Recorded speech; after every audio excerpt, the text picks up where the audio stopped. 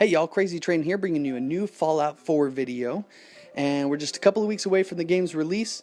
I'm excited. I know a lot of you are excited. This game looks great, especially those who are fans of the series, as I am. Fallout 4 looks fantastic. That being said, I think it's really important that we band together and we choose not to pre-order this game. I know that that's a topic that has been shared a lot by a lot of different people, especially about games like Call of Duty, probably Battlefront, and I'm talking about Fallout 4. But I think that it's really important, and especially in the case of Fallout 4, I've got a handful of reasons outside of the commonly well-known ones that I think will hopefully impact your feelings about this, because I really do believe that if we pre-order Fallout 4, if we pre-order other games, then we are driving developers into a really bad place. And it's a place that we may not see the outcome for quite a while, but I worry that without making a stand now, we'll discover in 5 years, 10 years, that our decisions to pre-order have left us as gamers without quality games. I really do worry that that might be the case. So because of that, I wanted to share a few of the reasons I think that we need to avoid pre-ordering Fallout 4. One of the biggest reasons that I think we need to avoid pre-ordering Fallout 4 has to do with Bethesda's track record when it comes to game releases. Now, if we look back just over the last few years, we can look at games like Skyrim. When Skyrim came out, everybody was totally stoked about it, and with good reason. It was a great game, but it was only a great game after Bethesda had fixed a lot of the issues that it launched with. Now, that may not mean much to some people, and I know a lot of people may say, yeah, but it was a huge game, Fallout 4 is a huge game, bugs are to be expected, and I agree. We should expect bugs and small issues in games of that size. That's a given. They're not going to be able to get everything out. But, as was seen with games like Master Chief Collection and Assassin's Creed Unity last year, some games are released with some serious bugs, major bugs. And Skyrim had a pretty big bug. It was wiping out saves, huge save files of a lot of players, and they were unable to recover those saved games. That's a big deal.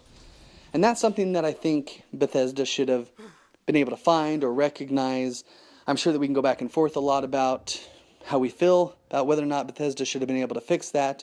But ultimately, the point here is that their track record is not that great. Even recently, looking at The Elder Scrolls Online, it was held off of console for about a year, a little over a year, when it was supposed to originally release, and that was so that they could make sure that it was ready for release on console. Unfortunately, once it did release this last summer, it released with a ton of bugs, a lot of issues, and that's a couple of big games that they've had issues with, so who's to say that they're not going to do the same thing for Fallout 4, right? Now, I've read some articles saying that they really learned a lot from Skyrim, from the issues that they had with Skyrim and with Elder Scrolls Online. But still, I think that they probably did learn some important things that they've incorporated into Fallout 4. But the point is, they have a rough track record. It's not like they've released perfect games, and so we should be rewarding that with our pre-order money. No, they've had issues. So really, is there any reason for us to expect that they won't have issues again this time around with Fallout 4? Which, if they do, our pre-order money is saying, hey, we don't mind that you have issues, even if they're game-breaking issues, because we just think that the game is going to be awesome, so we want to order it. So here's our money. Give us a broken game and go ahead and fix it at your leisure. Now, I'll note that when it comes to Elder Scrolls Online, it can be easily argued that it was ZeniMax Online that was at fault, but I do want to say, at the end of the day, it was still Bethesda's product. It is still their responsibility to make sure that the game is as good as possible and that it works properly upon release, right? Take, for instance, Call of Duty. Call of Duty right now is on a 3-year development cycle with 3 different studios. Activision is the publisher and is kind of leading the charge, but ultimately it is these 3 developers that are in charge of creating the game. Now, if, for instance, Black Ops 3 came out and it was just atrocious, right? Naturally, people are going to blame Treyarch for developing a shoddy game. But they're also going to blame Activision. And in fact, chances are that they would go really hard at Activision because Activision has a rough track record. They've done that before. They've put out games that they built a lot of marketing around that they said were these really awesome, fantastic games, and then they turned out to be okay. Great example is Destiny. Now, I won't necessarily beat to death that dead horse, but as just an example, people, gamers, tend to look and recognize that who's in charge of game development. Even if it's not the direct studio, it's the parent company or the publisher, whoever. So in this case, in the case of Fallout 4, it is Bethesda. In the case of Elder Scrolls Online, it was ZeniMax Online doing it, but it was Bethesda's game, so it's still their responsibility. They dropped the ball, and so we want to make sure that they don't drop the ball with Fallout 4. Now, really quick, I know that this commentary is probably a little bit of a downer for people. I hope not. I hope that what I'm instilling in you is a recognition of the reality of things, and that we as gamers have allowed ourselves to get to this point that we worry about what's going to happen with pre-ordering. I really wish that wasn't the case. I wish that all developers put out perfect games, awesome games upon release without bugs and issues, or at least if they did, they were very minor, and that we could be confident in our pre-orders. That's just not the case. So I'm trying to just, I guess, instill a little bit of a dose of reality. Now, that being said, I have high hopes for Fallout 4, and I'm really hoping that the game comes out and it's awesome, and that it works, and that there's no issues, because if that's the case, there's a chance that I might pre-order Fallout 5. Now, I guess we'll have to see what happens when we get to that point, see where the industry is, see how things are going. I can't make that promise now, but it would instill in me some confidence. I'd be much more open to the idea, if they get things right this time around, to do it next time around. That's how, history and track records work with developers. As we stand now, they have a bad track record, so naturally we should be skeptical, and we should share with them our opinions by not pre-ordering Fallout 4. And that brings us to the point that I think is probably the most well-known argument when it comes to not pre-ordering games, and that is that we are rewarding developers before a game comes out, saying that we don't really care what condition the game is in, we just want it. Right? So there is no incentive for them to put out a completed game. And so they're okay with breaks and issues and bugs and all that. Now, that wouldn't have been the case 10, 15 years ago because we weren't constantly connected online. We didn't have a way for developers to release these patches and updates to fix problems, right? When we think back in the days of PlayStation 2, even further back, going to Nintendo 64, right? NES, Super Nintendo, Sega. There's no way a developer would have gotten away with sending out an unfinished or a broken game, because there would have been no way to fix it other than to recall every single game and try and give each of those gamers a new game. It would have absolutely destroyed, bankrupt a company. It would not have been possible. But today, we seem to be okay with it because, hey, no worries. They can put out a patch that fixes the game. Now, I recognize that some people will argue and say, yeah, but the games now are much more in-depth. There's so much more going on. There's smarter AI, there's more graphics, there's open world, there's so much more for the game to think about and to be doing at any given moment. So there's a lot more areas for things to go wrong. And I agree, and I understand that. But at the same time, we have the technology to create that. We also need to be wary and aware of ways that it can break. Right? I think about when I used to play Grand Theft Auto 3 with my brother on PlayStation 2. That was a big game. That was an open world game. And I don't recall any major issues, game-breaking issues with the game. And had there been any, the only way to fix it would have been for Rockstar Games to release a brand new game. Right? There was no way for them to fix it online. We would have just had to deal with it. That was a big open world game with AI characters and a lot going on and a lot for the game to think about and to consider and to produce, right? So we know that they can do it. We know that it's possible and that these developers are capable of doing it. But because of competition the way it is, because gamers have allowed them to put out broken games and then fix it by sending out a patch and giving them a freebie, that's become the norm for developers, and so they've become okay with, hey, we'll put out a broken game, it's no big deal, people will forgive us, they'll forget about it when somebody else does the same thing, right? They'll forget about it when we put out the next big exciting game. In fact, I bet most of the people who even played Elder Scrolls Online have already forgotten that there were some serious issues with the game when it released, and aren't even thinking about that as they go to pre-order Fallout 4. But they should be thinking about it. We all need to be thinking about it, because this is very serious, and it should be a reason for us to avoid giving them our money now, waiting until the game releases, making sure that it's working properly, and when we do know that's the case, we can buy it. I mean, even just rather than pre-ordering, wait to see what some of the major reviews are, right? If we get reviews from some of the major video game outlets, news outlets, that, man, this game has got some game-breaking bugs, then we can know, hey, we need to avoid this and wait for them to put out a patch, right? If they come out and say, yeah, the game is great, we didn't experience any bugs, there's no issues with it, it's awesome, then we can go ahead and buy it on day one, right? There's no problem. I have no qualms with going to buy a game on day one. The problem arises when we are pre-ordering games months in advance, right? Now, fortunately, Fallout 4 has achieved gold status, meaning that the game is now complete and ready for shipping, and that happened a couple of weeks ago. But it's important to remember that pre-orders were available long before it achieved gold status, before it was officially completed.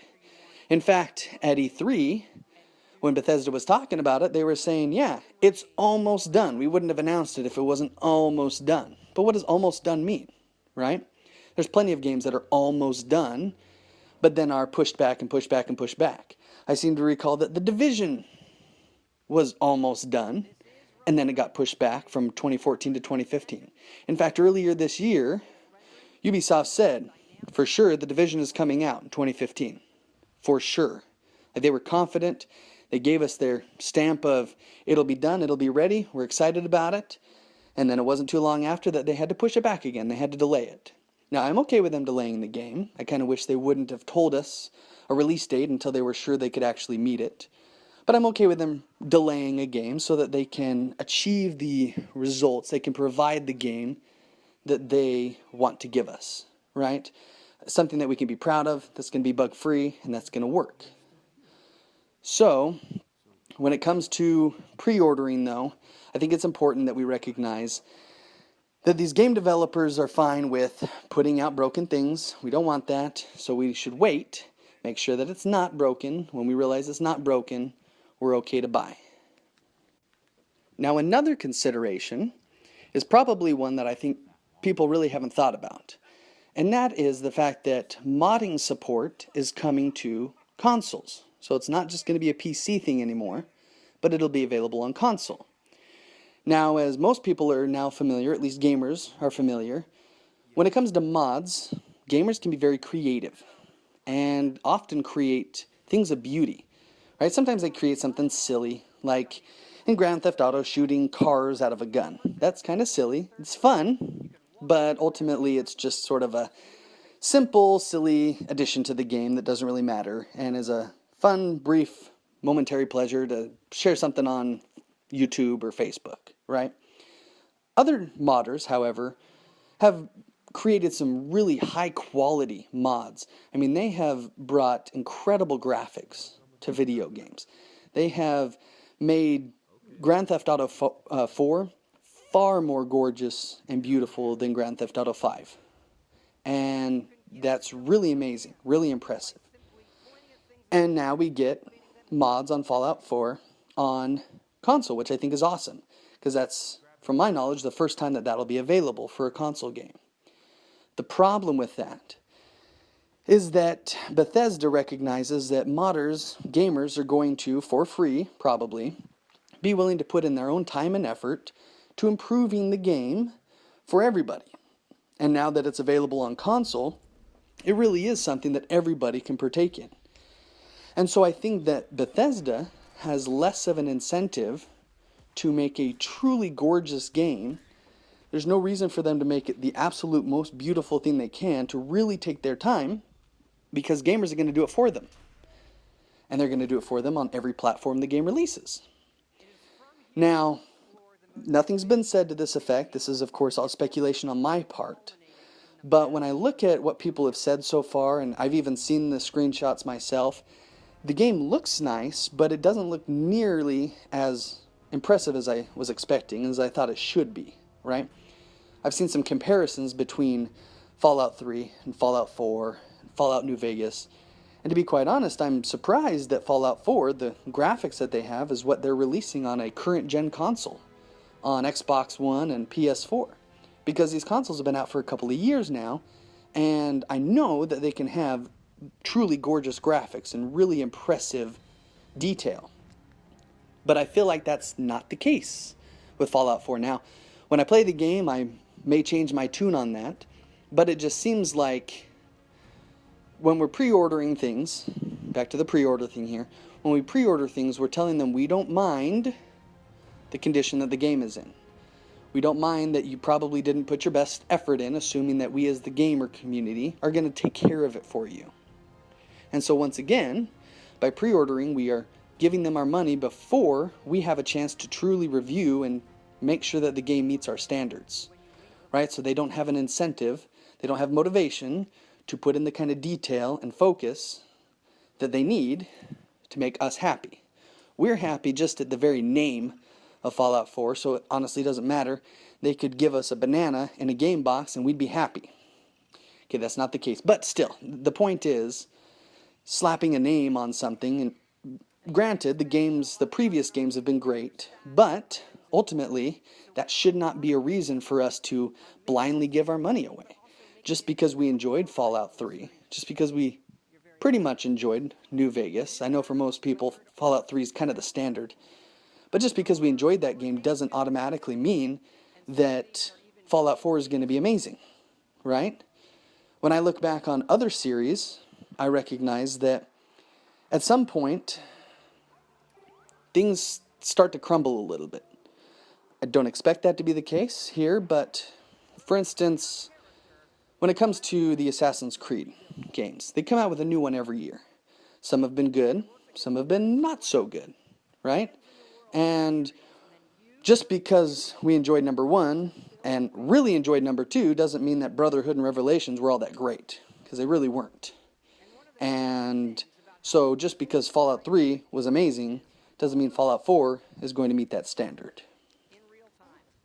So, I do need to give major props to the team over at Bethesda for what we believe they've created.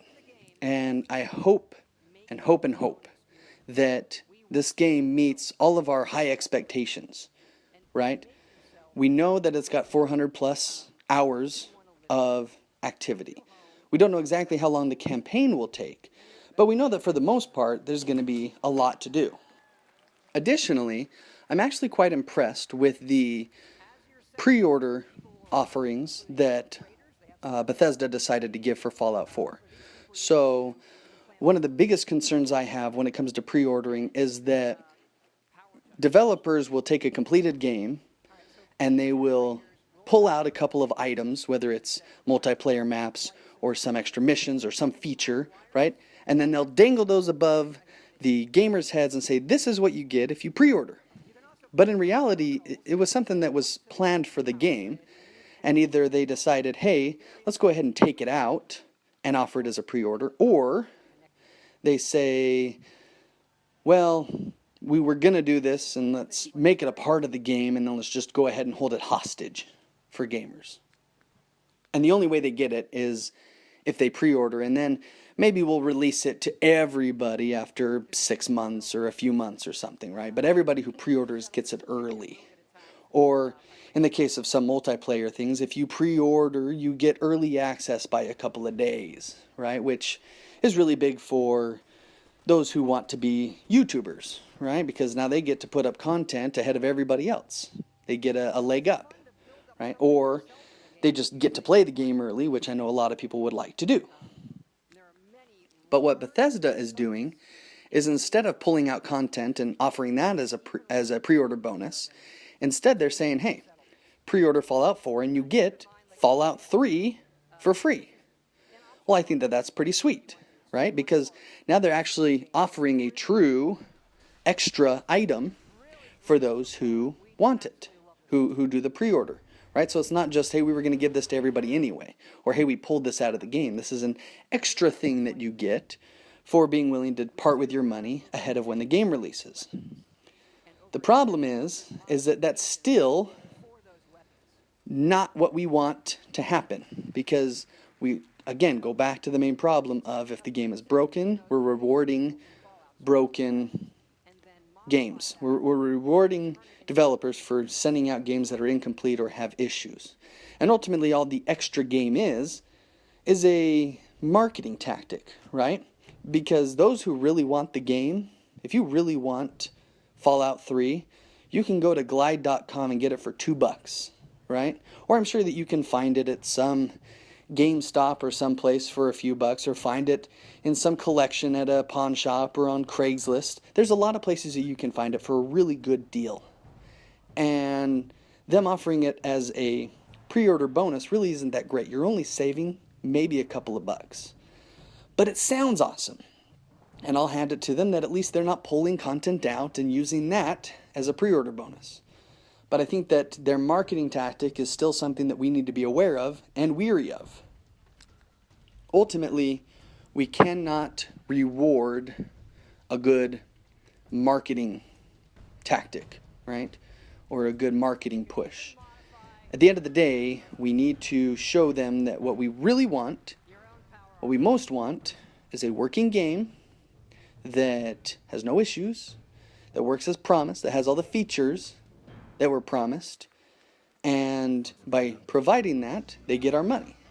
And quite honestly, I believe that if we didn't pre-order a game, that if the game came out and was awesome, people would buy it anyway, right? It seems like pre-ordering should be for a game that a developer doesn't have any confidence in, right? If they're worried that a game is going to bomb, get people to pre-order it so that they can at least get paid, and then when it bombs and nobody ends up buying it, or very few people buy it after it actually releases, no big deal, they got their money, right? Now, I do understand that people say, yeah, but developers need to know how many copies they need to ship out to different stores so that there's not a shortage of them on release day. But to be honest with you, I think that in today's day and age of digital downloads and, the fact that you can pick up a game pretty much anywhere, I really don't think that being able to send hard copies of a game out to stores is as important as it once was, right? Because I would imagine that a good, healthy number of those pre-orders are happening digitally anyway. So it really doesn't make that much of a difference, because people that are going to buy digitally ahead of time or on release date, doesn't matter. It's just data transferring from a server to your console. So I really don't think that that's as much of an issue as it maybe once was, right? So there's little reason for us as gamers to play into this idea that we need to pre-order to get these bonuses, because all the bonuses are just a marketing tactic. And to be quite honest with you, if we slow down our pre-orders, chances are that developers are going to pull out more content and offer that as a greater incentive. And we need to be aware of that, because we need to make the decision that we're not going to pre-order at all any games until a developer shows us that they are trustworthy enough for us to pre-order their games, right? When a developer has, and I don't know, maybe that's different for people. I don't know if it's like, hey, a developer's put out 2 really solid games without any issues, I guess we can start pre-ordering now, right? I mean, maybe the answer is that we just never pre-order. Maybe we need to take that off the table completely. Because ultimately, even if we got to the point that Bethesda put out 2 perfect games, and we decided now we're going to pre-order the next Fallout, once those pre-order numbers go up, if there's a small issue with the game, no big deal, we can correct it, we can send out a patch. Right now we're back to this cycle of rewarding bad behavior. So maybe it is that we just need to take pre-ordering off the table indefinitely, because otherwise the result is that we get less lower quality products because there's less incentive for developers to give us a quality game.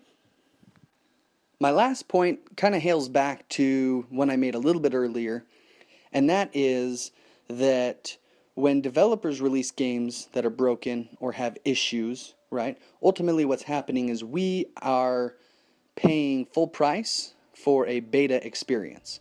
Because in the end, they can patch the game and make adjustments to it when it releases and they figure out that it's got issues, right?